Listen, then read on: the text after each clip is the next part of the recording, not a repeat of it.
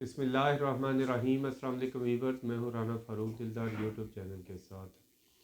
کل supreme court کے اندر جو سموٹو ایکشن جو کہ chief justice of Pakistan justice Umar Ata Bandial صاحب نے لیا، اس پر ایک ہیئرنگ ہوئی جس میں حکومت کی طرف سے پیش ہوئے فاروق ایچ نائک، جنہوں نے دو چیزیں اٹھائیں۔ پہلی چیز، انہوں نے چیف جسٹس آف پاکستان سے مطالبہ کیا کہ فل کورٹ تشکیل دیا جائے۔ یہ ایک منفرد کیس ہے، پاکستان میں آئین کی تشریح کا کیس ہے، جس کے اندر جو سپریم کورٹ کے تمام موجودہ سینئر اور جونیئر جج صاحبان جو کہ موجود ہیں ان کو اس بینچ کا حصہ بنایا جائے، تاکہ پاکستانی قوم کو پتہ چلے پاکستان کے آئین کی تشریح صحیح انداز کے ساتھ وہ ہو، تاکہ کسی قسم کا کوئی مبالغہ آرائی نہ رہ جائے جس کے اندر۔ لیکن وہاں پر چیف جسٹس آف پاکستان ایک اور جو میں اس پہ کی طرف بعد میں آؤں گا کہ ایک اور جو نقطہ اٹھایا فاروق ایچ نائک صاحب نے، انہوں نے اٹھایا کہ ہمیں موجودہ حکومت کو دو جج صاحبان کے اوپر جو ہے نا تحفظات ہیں، ہمیں اعتراض ہے کہ ان کو اس بینچ کا حصہ نہ بنایا جائے۔ ان میں جسٹس اعجاز الاحسن کا نام بھی سر فہرست ہے اور دوسرے جسٹس مظاہر علی نقوی صاحب کا نام شامل ہے۔ جسٹس اعجاز الحسن کے بارے میں جو کہ حکومت کا اعتراض ہے، ان کے خیال میں کہ جو ماضی کے اندر سپریم کورٹ کے جو بینچ بنتے رہے، جسٹس اعجاز الاحسن صاحب ان بینچز کا حصہ تھے جن میں حکومت کے مخالف جو ہے نا کیسز کے فیصلے آتے رہے۔ ان میں میاں نواز شریف صاحب کا کیس ہے اور دوسرے میاں شہباز شریف صاحب، دوسرے لوگ زرداری صاحب کا بھی کیس ہے۔ ان میں وہ بینچ میں بیٹھے رہے اور وہ ایک یک طرفہ کارروائی کرتے رہے، یک طرفہ الفاظ کا چناؤ کرتے رہے اور لوگوں کے نام چینج کرتے رہے۔ اس پر بھی تحفظات حکومت کو ہیں۔ دوسری طرف جسٹس مظاہر علی نقوی صاحب جو کہ فیصلوں میں کرنے میں بڑے فیمس ہیں، مشہور ہیں اور دھواں دار فیصلے اور کھلے الفاظ کا استعمال کرتے ہیں، ان میں ہیں کہ آج سے کوئی چند دن پہلے آپ پیچھے چلے جائیں تو آپ کو ایک آڈیو جو کہ سوشل میڈیا کی زینت بنی ایک نظر آئے، جس میں جسٹس مظاہر علی نقوی صاحب چوہدری پرویز الہی صاحب کے درمیان ایک گفتگو ہو رہی ہے، جس گفتگو میں وہ چوہدری پرویز الہی صاحب پہلے نمبر پر ان سے پوچھ رہے ہیں کہ کیا محمد خان بٹی صاحب آپ کے پاس پہنچ چکے ہیں، جس میں جسٹس مظاہر علی نقوی صاحب کہہ رہے ہیں کہ جی وہ میرے پاس موجود ہیں، میرے پاس بیٹھے ہوئے۔ دوسری طرف یہ کہہ رہے ہیں کہ وہ جو ہے نا میں بھی آ رہا ہوں آپ کی طرف۔ وہاں پر جو ہے مظاہر علی نقوی صاحب کہہ رہے ہیں چوہدری صاحب آپ کو آنے کی ضرورت نہیں، ہماری بات چیت ہو چکی ہے۔ لیکن چوہدری صاحب اصرار کر رہے ہیں کہ میں اکیلا ہوں گا، کسی کو پتہ نہیں ہوگا، میں اکیلا خود ڈرائیو کر کے آپ کے پاس تشریف لا رہا ہوں، صرف سلام کے لیے، میں باہر سے مل کر آپ کو واپس چلا جاؤں گا، اور جو کیسز ہیں فلاں کا کدھر لگانا ہے، فلاں کا کدھر لگانا ہے۔ اس آڈیو کی وجہ سے جسٹس مظاہر علی نقوی صاحب پر یہ نقطہ اٹھایا، یہ اعتراض اٹھایا حکومت نے کہ یہ جو اس اعتراض کی وجہ سے، اس آڈیو کی وجہ سے ہمیں تشویش ہے کہ یہ جو پہلے کیس مینیج کیا، اور یہ سموٹو کا بھی جو نوٹ لکھا گیا اس میں کہا گیا chief justice of Pakistan justice Umar Ata Bandial صاحب کو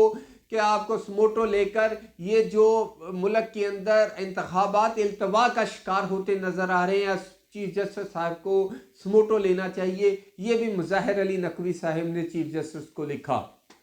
اس کی یہ وجوہات ہیں جس کی وجہ سے یہ جو ہے یہ اعتراض ہے حکومت کو۔ دوسری طرف کل دو جج صاحبان جو اس بینچ کا حصہ، جسٹس اطہر امان اللہ جو کہ سابقہ چیف جسٹس اسلام آباد ہائی کورٹ رہ چکے ہیں، وہ بھی اپنے فیصلوں دھواں دار فیصلہ کرنے میں مشہور ہیں،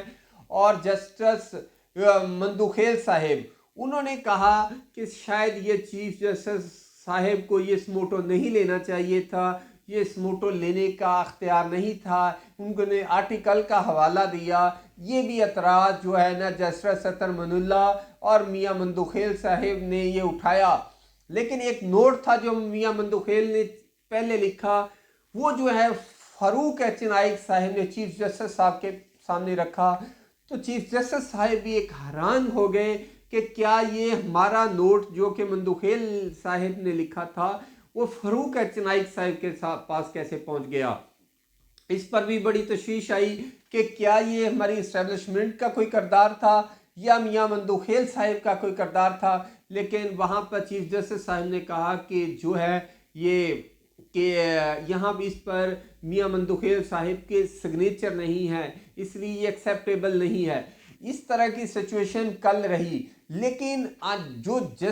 دو جسٹس صاحبان پر جو انہوں نے اعتراض اٹھایا حکومت میں، اس میں انہوں نے کہا